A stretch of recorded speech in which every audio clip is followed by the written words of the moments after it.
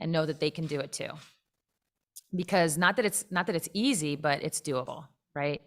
There's ways in which you can play a very long time. And hopefully I'm one of the athletes that helps start that narrative in women's basketball. So that's something I'm definitely proud of. I think as it pertains to like me as a player and how I played the game, I think a lot of times naturally, I mean, I'm the same way when I watch basketball. It's exciting to watch people who score. It's exciting to watch people who can do like amazing or make amazing plays on the floor. But it's also really valuable to have a player who, I guess, puts the team first, who thinks of the game in that way, who always enjoyed being the one out there, like the glue. And you can have success in that way too. And at times I think that does get lost, and it's not the most glamorous. It does get overlooked at times, but you can still be an amazing player by doing those things. So that's kind of the two ways that I would look at it. You mentioned being 41. Mhm. You mentioned you know when you know it. Did that know manifest itself mentally or physically? Because at least on the floor, you haven't shown me false. Right. A little bit of both. I appreciate, it's funny, like, you know, sometimes someone will be like, oh man, I can't even tell you're 41. And I'm like, what? Did you watch me play when I was 31? Like, so I can tell the difference, right? And I think that's really the big important key here. I was actually on JJ Pod. I don't want to make it too much about this, but I was on JJ Redick's podcast recently, and he actually mentioned something about when you get older, it's like for pretty much your entire career, you get to play the game, right? You're playing it, you're out there, and you're able to use your strengths and try to hide your weaknesses, and you're playing. And because of natural aging, you lose some stuff over time. You're not as quick, you're not as fast.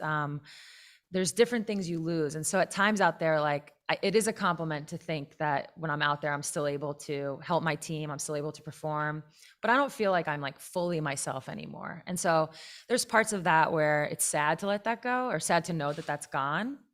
But there's also a realization like I'm 41, like that's okay too. And Apollo's not seeing you like later on. Oh, yeah, no, I definitely wouldn't want to be limping around, and that would be bad. Yeah. So knock on wood on that one. So yeah, so this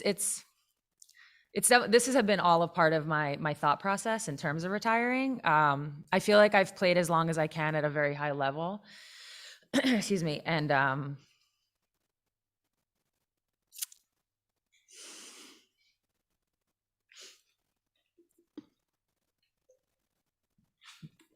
is this stop crying?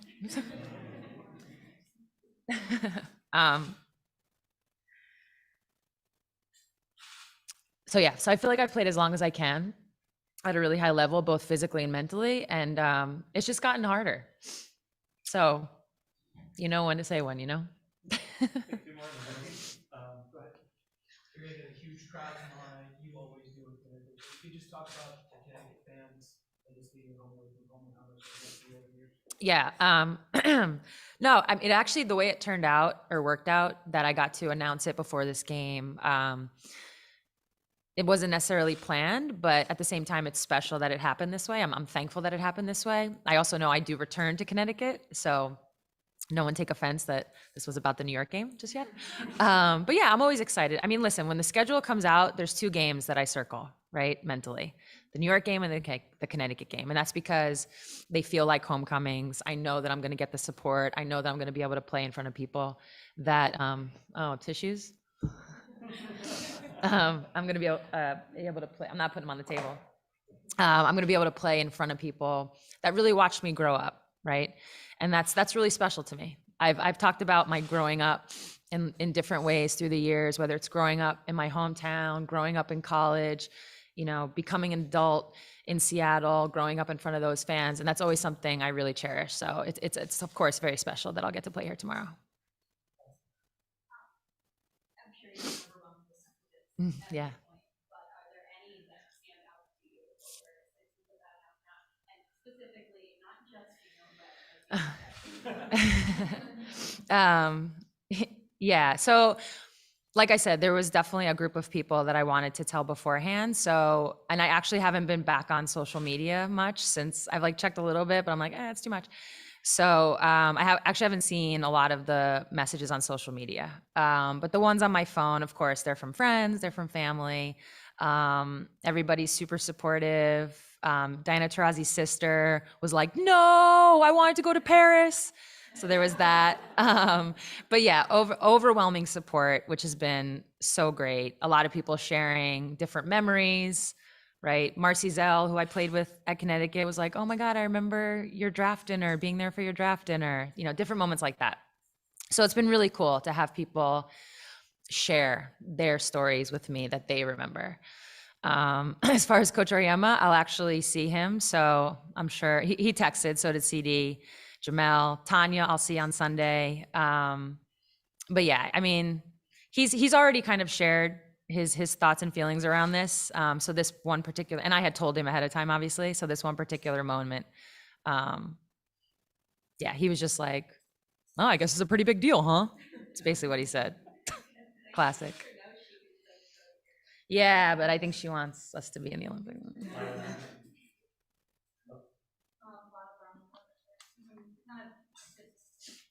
think about, within the, day-to-day of being the, put that class and things like that, and thought all about, what aspect of that you're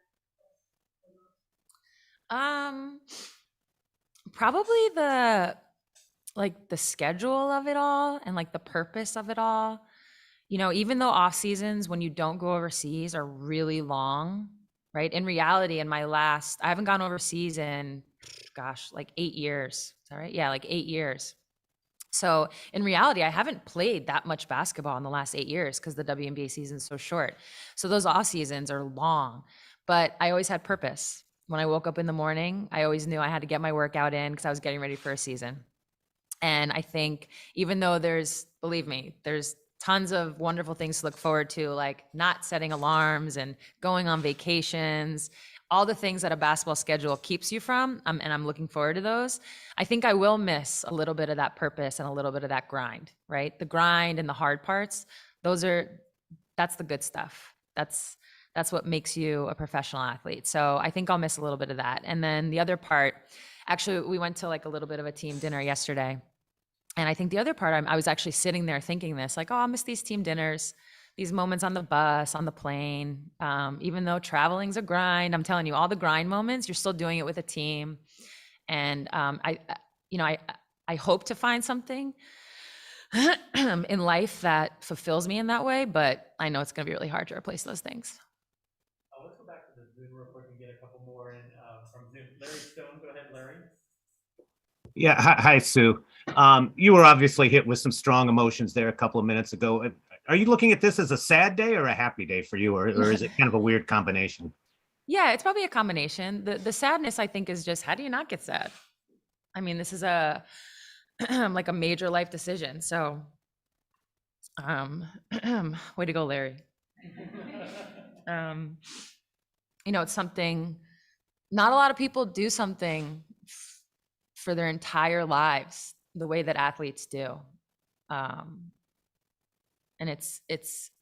and I know, don't get me wrong, I know people are fulfilled in other ways. It's not about a comparison. It's just sports is different, I think. And, I've been doing this since I was 5 or 6 years old.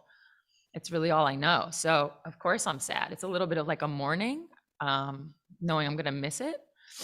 But I mean, I have no regrets. I feel wonderful about my career, the people I've met, the things we've all accomplished. So that's kind of like the sum up of that. And I am excited for the next chapter. Like I said, I get to start this new life.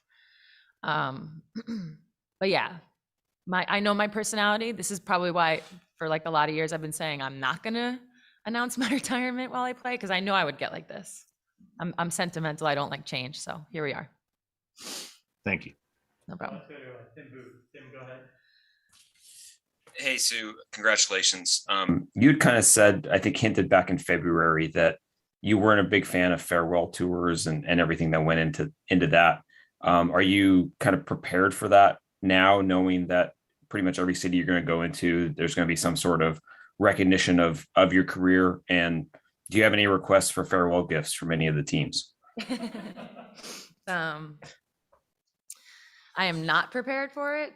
um, in some ways, I feel like this just happened the way it happened. I didn't necessarily choose it, and that's not a bad thing. But obviously, from the moment the fans cheered and chanted for one more year to now, it just kind of happened the way it happened. So no, I don't think I'm actually prepared for it, but I'll just take it as it comes. I know it'll be interesting going from market to market. I'd like to actually give a quick shout to Dallas. We just played there for the last time, or I should say for my last time. And prior to that game, they had actually asked if they could acknowledge me. And I was like, no, it's okay. I don't need that. So I don't want them to think that there's anything personal there. So thank you to Greg Bibb for trying to do that. I just wasn't there yet. And I actually, to be honest, I'm even toying with the idea of, do I let teams do that? Do I need that? I don't know. I feel like I don't personally need that, but I also understand that there are fan bases that might want to, take that moment. Even in Dallas, I came out after the game to sign some autographs, and they tried the one more year chant. I was like, not this time. It's not going to work this time. But yeah, I'm not prepared for it. So we're all going to just have to experience this out as it goes. All right, thanks, Tim. A couple more Zoom, and then we'll come back to the room. Kevin Pelton, go ahead, Kevin. Hey, Sue, this might overlap a little with the earlier question, but as you went through that list of people who have been influential in your career, did any of those conversations stand out? And did anyone try to talk you out of it?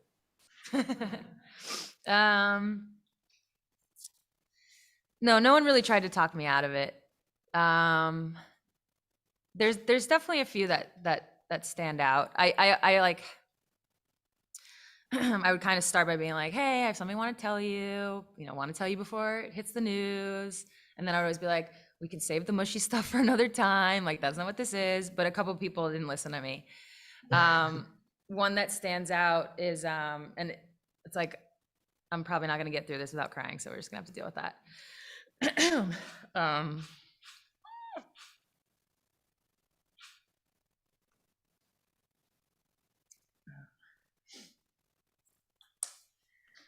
Jeez, this is so stupid.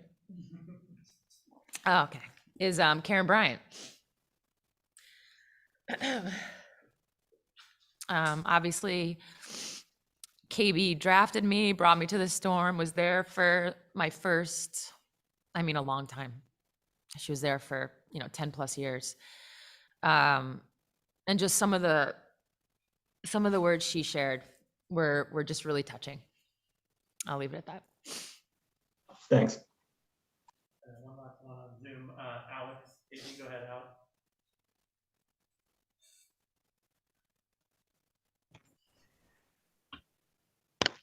Were you calling on me? Yes, Alex, go ahead. Sorry, it's hard to hear you. Hi, Sue. Thanks so much for taking the time. We're coming up on the 50th anniversary of Title IX next week.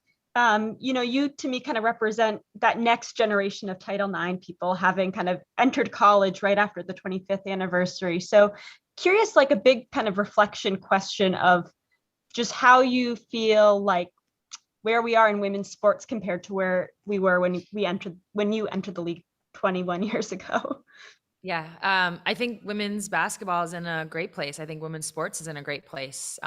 So many differences in a good way from when I first entered the league. And obviously, I think we can all feel that momentum building. And, I couldn't be more proud of the younger generation right now, because they're the ones that are now entering this league and really pushing the envelope. In a lot of ways, my generation, we got to have the opportunity off the backs of those that started the league, which was documented recently in the 30 for 30. And so we didn't really know what to do with it. And I think as time went, the WNBA was always around, but I think we can all agree it at some point had plateaued a little bit. So to now see this younger generation kind of come into the league and want more and demand more, I think is a real testament to Title IX. Because this is the generation that, I feel like I was a generation that never really knew Title IX because I always had opportunity, but this generation is even more of that. So to touch on Title IX specifically, I mean, I'd love to be honest, to not even have to talk about it. It's sad we have to talk about it. It's sad that even to this day, there are schools that don't follow the rules and have to be sued. I just saw a story the other day about that. I think it was San Diego State. Don't quote me on that, but I think it was San Diego State. So I would love for there to be a day where we of course celebrate it as part of our history, but we don't have to talk about it in a way where we're talking about schools getting sued because they're not giving women opportunity. Go back to the room real quick.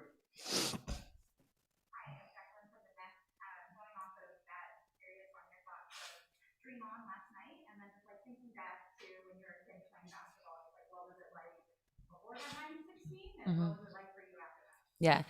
So as I mentioned, we had a little bit of a team dinner because there was a birthday on our team. So I actually haven't seen it yet, but I lived it, right?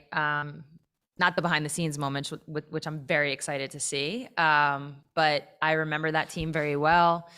I actually, when they were in Vegas, where they did a lot of those interviews, I could tell from some of the backdrops in the previews. I actually got to finally tell Jen Azey that she was my see it, be it moment, because my AAU coach took myself, a couple other AAU teammates, drove us down to Philadelphia to the Palestra where the national team was playing against China in like one of their, many exhibition games as they led up to that Olympics. And that was the first time I saw Jen Azey play.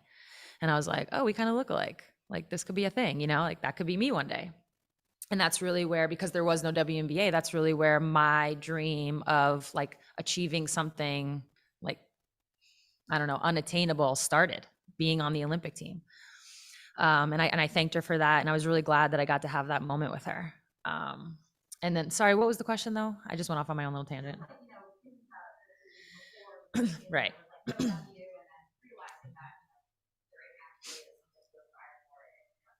Right. So I actually luckily, I actually kind of answered that. I think before, or even in that moment of going to watch them play, because there was no WNBA, that was, let's see if it was 90, that was like a 13, 14-year-old little me, right?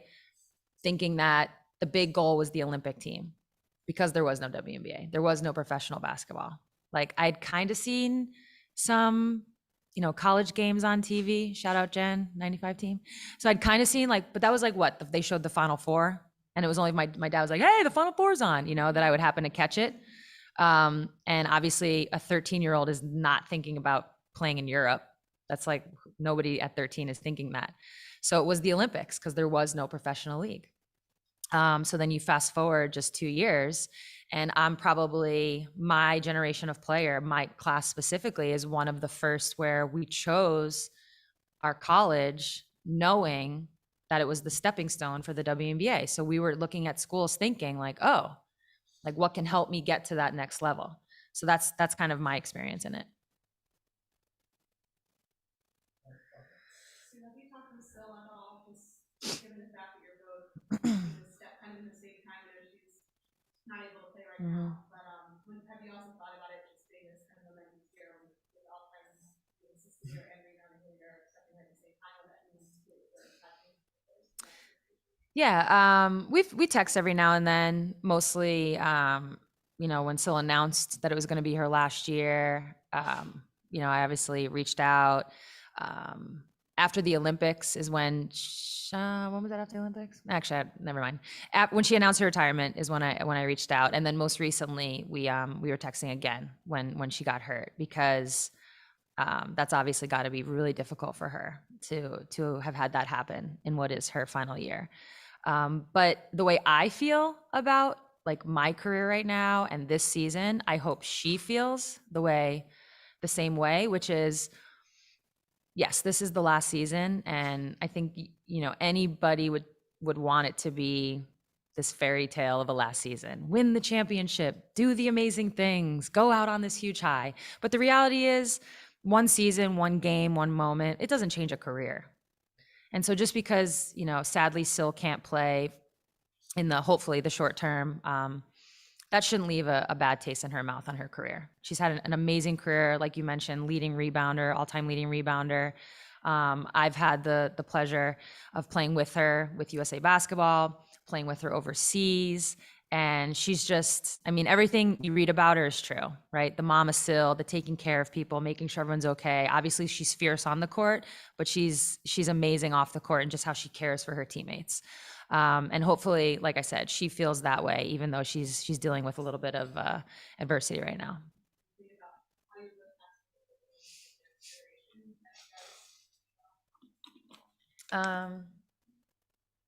Yeah, I guess a little bit. No, I think that's just like part of the responsibility.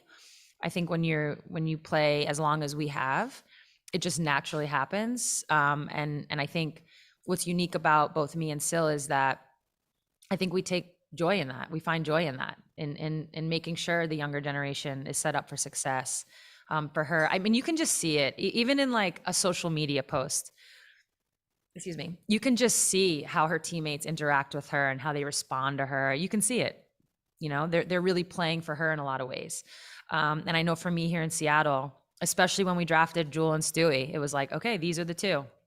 They're definitely the ones that are going to be taken over when I'm done. So I wanted to make sure they were prepared and set up for success in all the ways that I knew. I just wanted to like pass on that knowledge. A few more on the Zoom before we wrap up. It's time for a couple more questions. So we'll start with Jeff Brown. Jeff, go ahead. Yeah, so dating back to when Lauren Jackson had her retirement ceremony in Seattle, you got on the mic and you said you kind of felt like this was also your retirement way back then. I'm wondering, kind of, have you spoken with Lauren? No, now she's unretiring. This is like, what's going on? You're had you spoken with her, your fondest memories with Lauren, and do you expect her at your retirement ceremony? Yes, Lauren made the cut on the list, so I gave her the heads up. No, I mean, the good thing about me and Lauren is I think we've always been really upfront and honest about what we have meant to each other in our careers. And that happened, of course, when she retired. I was able to share my thoughts and feelings around that at her ceremony. So when I told her this, she was wonderful. Nothing but, you know, kind things to say, and shared some stories and kept it brief, but also, you know, what she said was really special. It's something I'll get to take with me forever. And I mean, I really hope she gets to come out. I don't know when that retirement ceremony is not going to be. I think that'll be like next year. I don't plan on doing, Jeff, I don't plan on doing a retirement ceremony, just FYI. Yeah, I don't know that I'm going to do that like on my last game or anything like that. I just want it to be like a party of some sort. That would suit me just fine. So I hope she can make the party. Awesome. Thank you. We have time for one last one. Let's go to Masvita and then we'll wrap up. Yep. Hey, Sue, what was the reaction, without going into too much, what was the reaction when you told your teammates? Was any aha moments or anything funny that came out of that? Or yeah, I like literally steamrolled through the whole thing. I was like, hey guys, got something to tell you. So this is happening. I'm going to announce my retirement. Okay, can we just eat? Like, I just rambled through the whole thing. Cause I didn't want to make it a big deal. I feel like when you tell people these things, naturally they want to respond and give you a hug. And we were at dinner, trying to have fun and just enjoy. So basically I was just like, hey, I just want to tell you guys, like, tomorrow I plan on announcing my retirement. We also have another player, Breon January, who's retiring. So I was like, sorry, you now have two people you're going to have to deal with answering questions about. And very quickly they could see that I just wanted to move on. And I think somebody was like, all right, cheers. And we just did one cheers and we moved on. thanks. Yeah. Thank you for coming.